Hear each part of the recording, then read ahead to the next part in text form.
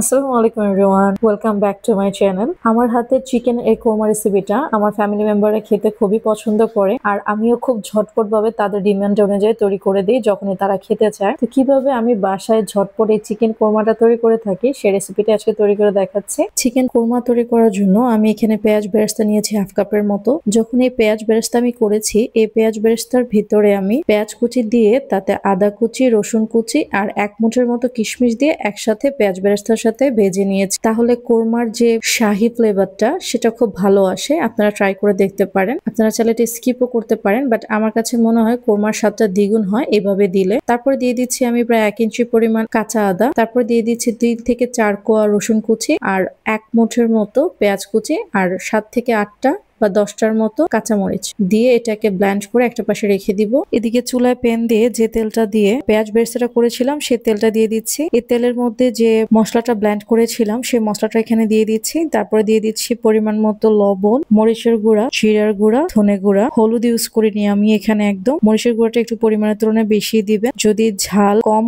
হয় সেই মরিচ, আর যদি মরিচের ঝালটা বেশি হয় তাহলে আপনারা একটু বুঝে দিবেন। তারপরে দিয়ে দিচ্ছি 3-4 টুকরা এলাচ আর দারচিনি আর লং। তারপরে দিয়ে এটা মিশিয়ে যতক্ষণ না এই মশলাটা থেকে তেলটা প্রায় 50% এর মতো আলাদা হয়ে যাচ্ছে ততক্ষণ পর্যন্ত ঢেকে এটাকে রান্না করব। খেয়াল রাখবো হাঁড়ির তলায় মশলাটা লেগে না যায়। এটা করতে প্রায় 8 থেকে 10 মিনিট সময় লাগবে। আর এই মশলা কষানোর সময় সব সময় চুলাটা মিডিয়াম টু লো হিটে রাখার চেষ্টা করবেন, তাহলে মশলা পুড়ে যাওয়ার ভয় আর থাকবে না। তো প্রায় 7 থেকে 8 মিনিট পরে মশলা থেকে কিন্তু তেলটা প্রায় অনেকটা উপরে উঠে এসেছে। এখন এই পর্যায়ে আমি চিকেন দিয়ে দিচ্ছি। আমি চিকেন ইউজ করেছি এখানে সোনালী চিকেন, আপনি চাইলে ফার্মের চিকেন দিয়েও করতে পারেন। তারপরে আমি এখানে দিয়ে দিচ্ছি হাফ কাপের মতো পানি ঝরানো টক দই, 1 মুঠের মতো কাজু বাদাম আর প্রায় 2 টেবিল চামচের মতো ক্রিম।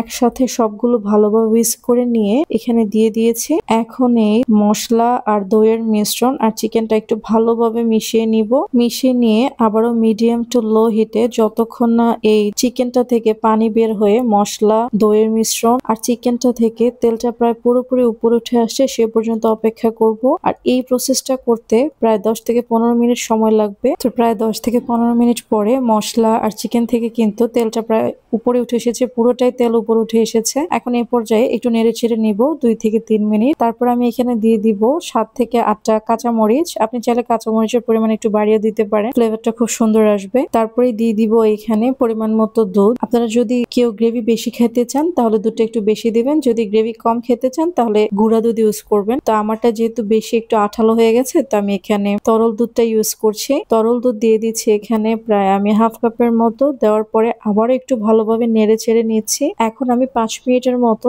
এটাকে লো হিটে দমে দিয়ে দিব। আপনারা চাইলে এটাকে এভাবে সার্ভ করতে পারেন। এটা কিন্তু খাওয়ার জন্য একদম রেডি। আমি একটু দমে দিতে চাচ্ছি কেননা দুধের যে ফ্লেভারটা সেটা মাংসের মধ্যে একটু ভালোভাবে ঢুকবে, তার জন্য। আমি যেভাবে চিকেন কোরমাটা তৈরি করে দেখিয়েছি এভাবে যদি আপনি বাসায় চিকেন কোরমা তৈরি করেন, আমি মাস্ট শিওর এটা সবাই পছন্দ করবে। আমার আজকের রেসিপিটি যদি ভালো লাগে চ্যানেলটিকে লাইক, কমেন্ট, সাবস্ক্রাইব করতে ভুলবেন না। ফ্যামিলি এন্ড ফ্রেন্ডদের সাথে শেয়ার করতে ভুলবেন না। আগামী কোনো ভিডিওতে দেখাবো ইনশাল্লাহ। সে পর্যন্ত সবাই ভালো থাকবেন। আল্লাহ হাফিজ।